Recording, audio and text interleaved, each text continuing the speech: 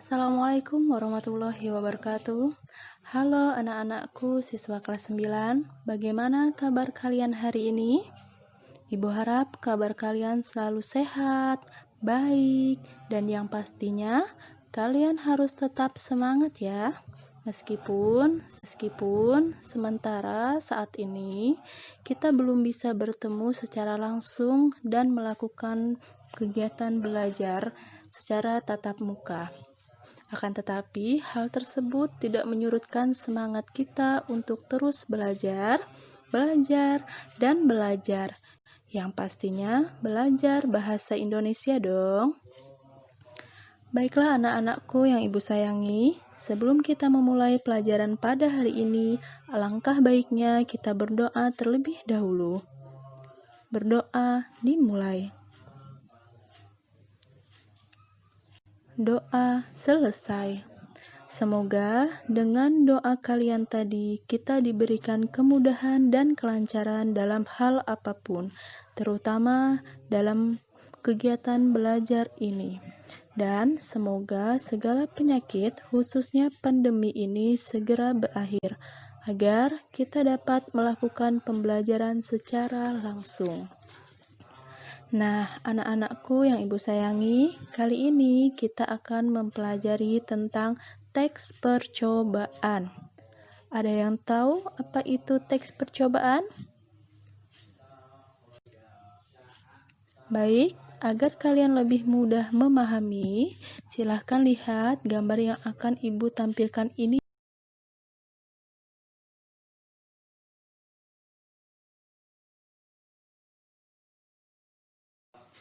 Nah, anak-anakku sekalian, kalian sudah lihat gambar yang pertama dan gambar yang kedua? Jika kalian lihat gambar yang pertama, di situ ada dua orang anak kecil. Mereka sedang apa, ayo? Tentunya mereka sedang memegang gelas kaca, ya. Bisa kita lihat mereka sedang melakukan sebuah penelitian, sebuah percobaan. Kita lihat lagi gambar yang kedua. Ada 1, 2, 3, 4, 5, dan 6. Ada 6 macam gerakan yang berbeda-beda. Bisa kalian jawab, kira-kira itu gambar apa? Ya, kurang lebih sama dengan gambar yang pertama. Itu adalah gambar langkah-langkah bagaimana melakukan sebuah percobaan. Bagaimana anak-anakku? Apa ada yang sudah paham apa itu teks percobaan? Oke, kalau belum paham, mari kita lanjut lagi.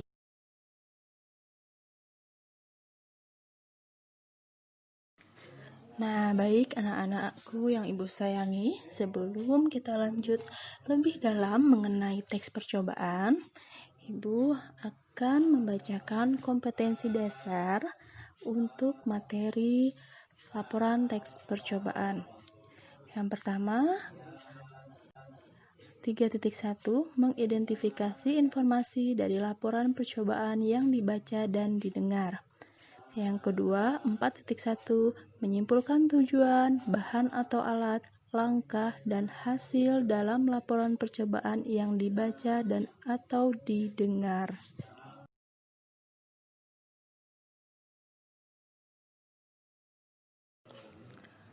Tujuan pembelajaran kita pada kali ini yang pertama adalah menjelaskan pengertian teks laporan percobaan, yang kedua menentukan unsur-unsur teks laporan percobaan, dan yang ketiga menyimpulkan isi teks laporan percobaan.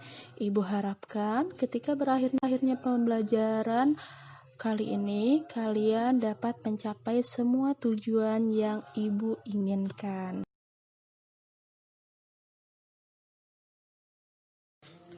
Baik anak-anakku yang ibu sayangi, tolong perhatikan dengan cermat ya. Teks laporan percobaan merupakan teks yang menceritakan tentang percobaan yang dilakukan oleh peneliti. Tujuan teks laporan percobaan dibuat adalah untuk memberikan informasi kepada pembaca tentang hasil percobaan yang telah dilakukan.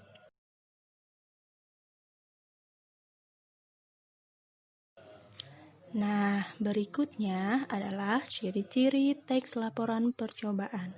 Ciri-cirinya ada 3. Yang pertama berupa fakta, artinya data yang pasti dan dapat dibuktikan kebenarannya.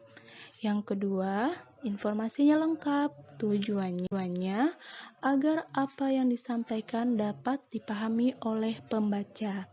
Yang ketiga, bersifat objektif, artinya sesuai dengan keadaan yang sebenarnya. Adapun unsur-unsur teks laporan percobaan itu ada 6. Yang pertama adalah judul, yang kedua adalah tujuan, yang ketiga adalah alat dan bahan, yang keempat adalah langkah-langkah dari awal sampai akhir, yang kelima adalah hasil, dan yang keenam adalah simpulan.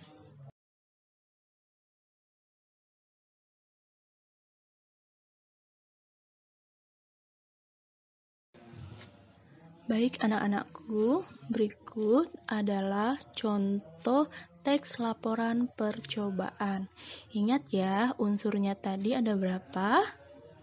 Ada 6. Yang pertama adalah judul. Apa judulnya? Judulnya adalah membuat slime. Yang kedua adalah tujuan. Apa tujuan dibuatnya slime? Ayo, tujuannya adalah agar kita menjadi lebih kreatif dan bisa berinovasi dalam hal kreativitas. Itu di kalimat ketiga. Lalu unsur yang ketiga apa? Alat dan bahan. Ayo, alatnya apa? Bahannya apa? Di situ ada lem, ada rinso, ada soklin. Itu termasuk bahan. Kemudian alatnya apa? Ada alat pengaduk, bisa dengan mixer, sendok, atau tangan. Kemudian ada air secukupnya, ada rinso, dan ada wadah tempat slime berupa baskom atau lainnya. Lalu unsur yang keempat adalah langkah-langkah dari awal sampai akhir. Bagaimana langkah-langkah membuat slime? Digambar jelas ya, ada 8 langkah. Pertama, campurkan terlebih dahulu lem popinal, rinso cair, dan selanjutnya. Yang kedua, berikutnya aduklah campuran tersebut sampai rata.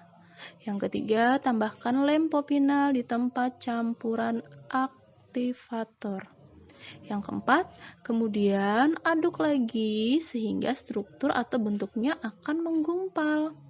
Yang kelima, masukkan ke dalam freezer 5-10 menit. Yang keenam, kemudian keluarkan setelah 5-10 menit. Yang ketujuh, aduklah lagi sampai kira-kira bisa untuk dimainkan. Dan yang ke-8, slime siap untuk kamu gunakan. Itulah langkah-langkah bagaimana caranya membuat slime. Lalu unsur yang ke-5 adalah hasil. Apa hasilnya? Kini kamu memiliki slime yang aman untuk dimainkan tanpa menggunakan boraks. Ini sangat populer di kalangan anak-anak pada saat ini. Lalu unsur yang terakhir adalah kesimpulan. Apa kesimpulannya? Dengan membuat slime sendiri, pengetahuan dan kreativitas kamu akan bertambah. Di sisi lain juga dapat menghemat uang dan mendapatkan slime yang lebih aman jika terkena kulit karena tidak mengandung boraks. Bagaimana anak-anakku? Apa kalian bisa memahami bagaimana teks laporan percobaan? Ingat, unsurnya tadi ada 7. Semuanya harus ada, harus lengkap sesuai dengan ciri-cirinya tadi ya. Salah satunya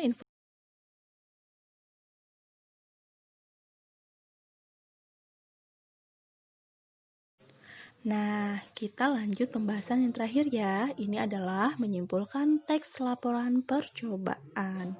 Ingat, menyimpulkan tadi adalah bagian terakhir dari unsur-unsur teks laporan. Menyimpulkan atau simpulan, atau yang sering kalian dengar itu istilahnya adalah kesimpulan. Baik, bagaimana cara menyimpulkan? Yang pertama, baca dan cermati teks laporan percobaan dengan seksama. Yang kedua, tentukan unsur-unsur teks laporan percobaan. Ingat, ada 6 ya. Yang ketiga, temukan ide pokok dari setiap paragraf dalam teks tersebut. Dan yang keempat, buatlah simpulan berdasarkan ide pokok yang telah ditemukan. Baik anakku yang ibu sayangi, demikian pembelajaran kita pada hari ini. Semoga apa yang ibu sampaikan dapat kalian pahami.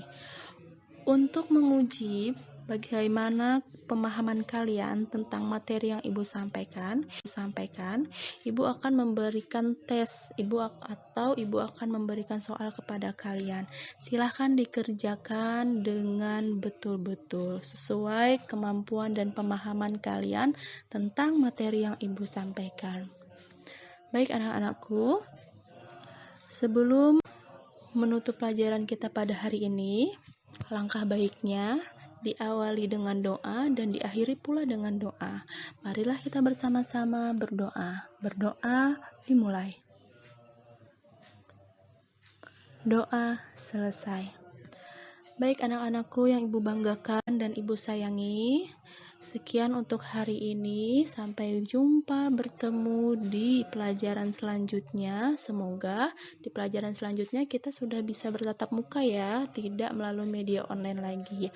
Amin. Demikian, terima kasih. Ibu akhiri. Assalamualaikum warahmatullahi wabarakatuh.